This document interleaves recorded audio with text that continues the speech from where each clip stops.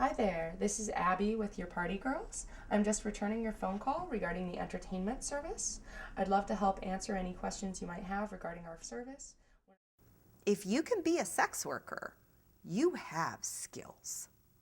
You have skills that are extraordinary.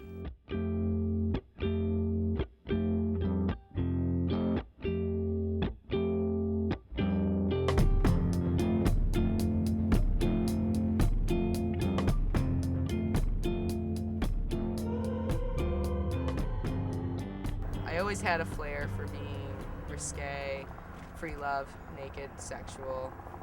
Ended up on a nude beach when I was 16 in Maui and just fell in love with taking my clothes off. I danced in a peep show for a really long period of time. And still do.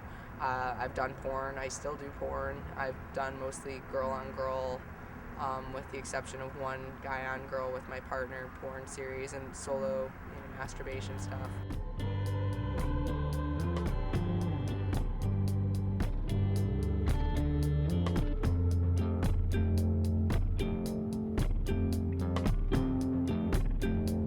This is not lightweight work. Even when it's only vanilla sex with pretty nice guys, it's not lightweight work. You are still living in a world of stigma. You're still living in a world where you can't tell everybody you know what you're doing.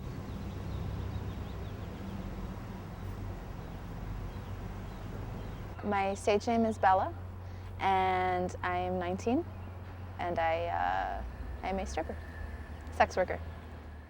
I chose not to be on camera because, not that I necessarily mind people knowing, I'm afraid of the reaction that people will have to it.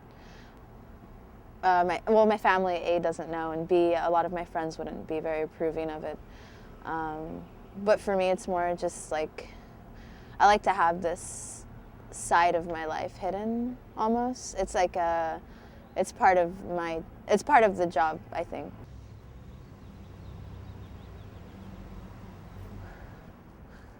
My dad was like really upset. My stepmom wasn't too happy either. She's still really pissy about it. My mom's as supportive as my mom can be. And my grandma is the only one that ever asks me, how was work? Which even if she doesn't agree with it, says a lot. You know, the fact that she's even interested, or at least feigns interest, says something.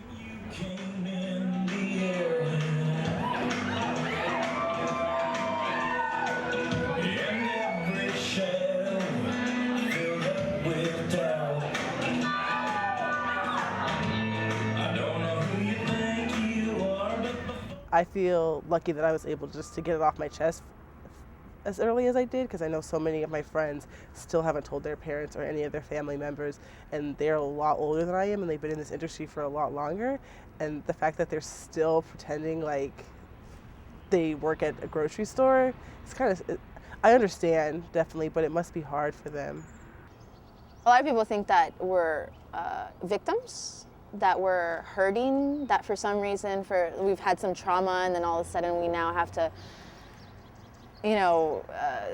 like we do this because we're hurt and we're like, we need therapy, or something. A lot of people want to save us. It's not very many of us who step out and say, I feel like I got some knowledge here. Let me try to share what I've learned with all of you people and see if you can make any sense of it. Because it's stigmatizing, but it's also dangerous in some respects to do it. You're more likely to get targeted. If you've got kids, they'll be taken away from you. There are reasons that more sex workers don't say, hey, let me tell you how it is for me. I've been robbed. I've had an act of violence committed upon me and did not feel safe going to the police. I was afraid my company would get shut down. Sex work needs to be respected. It's possibly the world's oldest profession, and even if it's not, it's something that is so ubiquitous in human cultures in its varying manifestations. I really wish that more of the world felt that way, here you're doing a job and you have a service and you're putting forth a tremendous, I mean, for me, a tremendous amount of healing effort to have an intimate experience with a person. And that can be a beautiful thing that's respected and appreciated by society.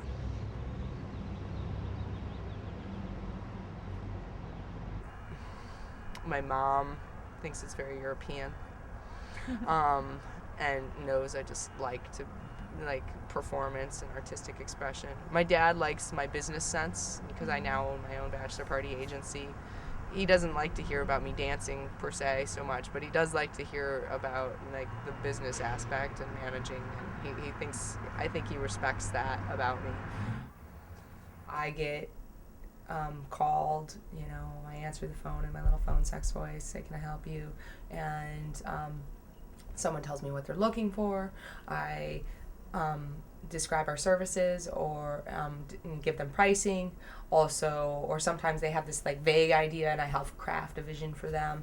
And then I send them to the website to either choose dancers or, just so they can learn more about us. And that, if they want to pick particular people, they can do that there. But there's a frequently asked questions page, client testimonials, a whole slew of stuff they can look at. So this is my bag of tricks. This is my stripper bag. These are like even more costumes. Do I feel pink? Do I feel red? Do I feel orange? Lizard print. There is a sense of people saying, I could never do that. It must be awful. It must be awful for her. And I really want us all to give each other the individuality to say, I hear that it would be awful for you, but why is one person's experience automatically parallel to another person's experience? We're not all the same.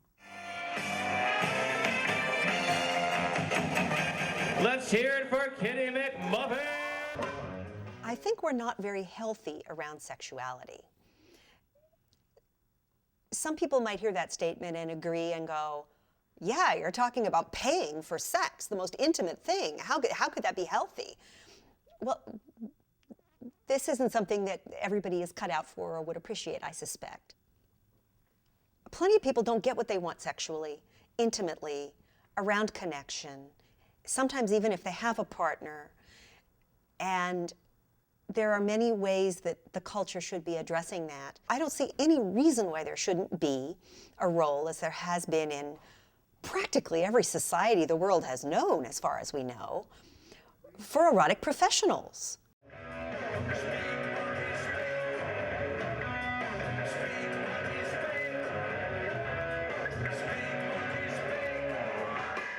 I love, an intimate connection with people that are lonely, that need a friend, that need someone to talk to, that need affection and the power of touch.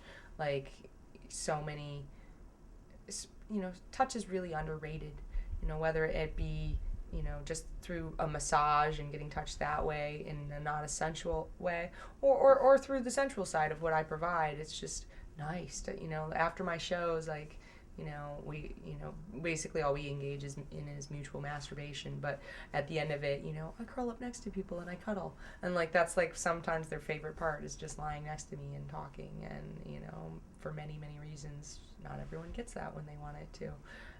And so it just feels good, like giving and exchanging, energy with people, and affection and attention, and I think it's a really positive thing.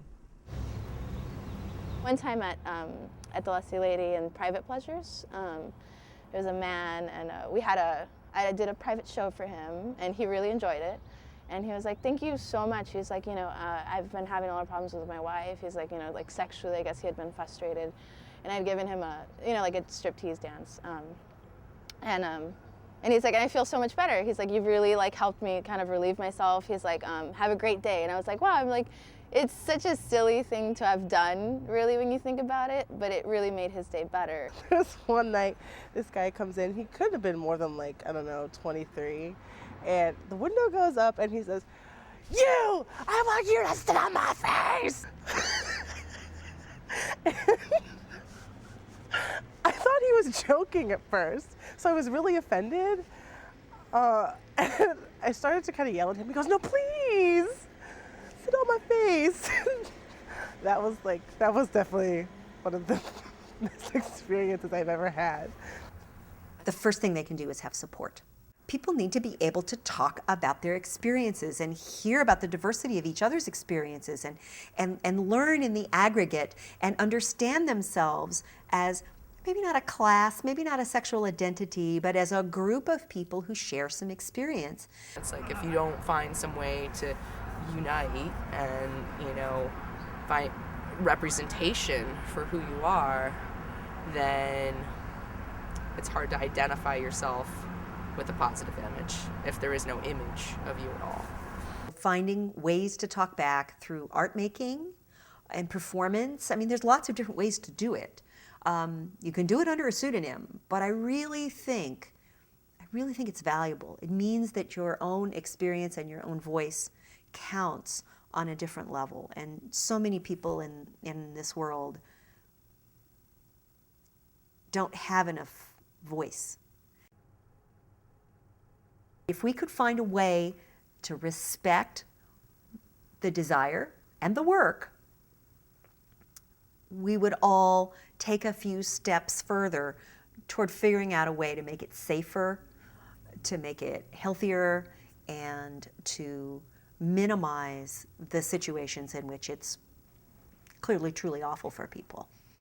Wherever I go, whatever I do in my life, from here on out, I will never be able to silence that part of myself that just thoroughly believes that, all sex workers should be respected and treated with dignity and, just paid attention to, just like we would any other person. So.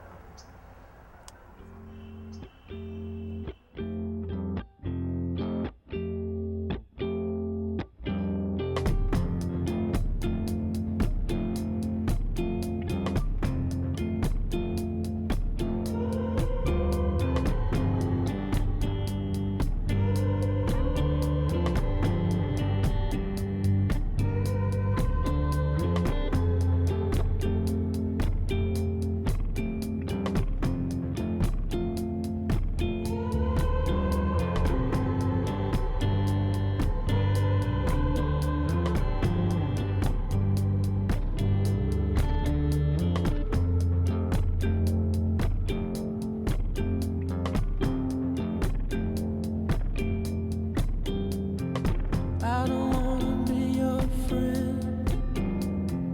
I just wanna